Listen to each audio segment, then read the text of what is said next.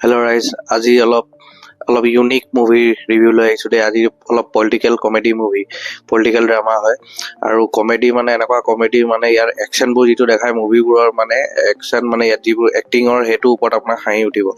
ষ্টৰিটো এনেকুৱা হয় মানে এটা পঞ্চায়ত লিডাৰ থাকে, সি গাঁৱৰ চব মানুহৰ লগত ভাল থাকে।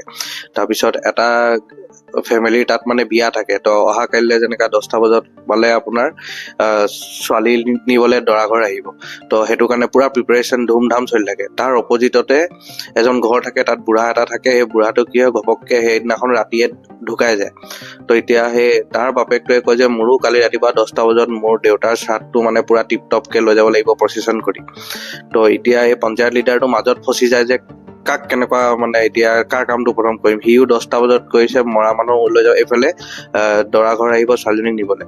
তো সেই তাৰ মাজতে যিটো কেয়ছ আৰু কমেডিবোৰ হৈ থাকে নহয়, মুভিখন চাই আপুনি মানে কৈছোঁ ন পইচা বসুল হৈ যাব। খালি এটাই প্ৰব্লেম আছে, মুভিটো আপুনি হিন্দীত চাব নাপাব, তামিল মুভি হয়। তো তামিল, তেলেগু, মালায়ামত পাই যাব। মুভিটো পাই যাব নেটফ্লিক্সত, ৰিচেণ্ট ৰিলিজ হৈছে। আৰু মুভিটো যোনে যদি ইংলিছ ছাবটাইটেলছ লগাই চাব পাৰে, ওৱান টাইম চাই লওক। মুভিখন বিৰাট বঢ়িয়া হয় আৰু একদম বঢ়িয়া টাইম পাছ হৈ যাব মানে যদি ষ্টৰিটো বুজি পায়। আৰু এনেকুৱা এতিয়া ইলেকশ্যন আহি আছে, বঢ়িয়া পলিটিকেল কমেডি মুভি।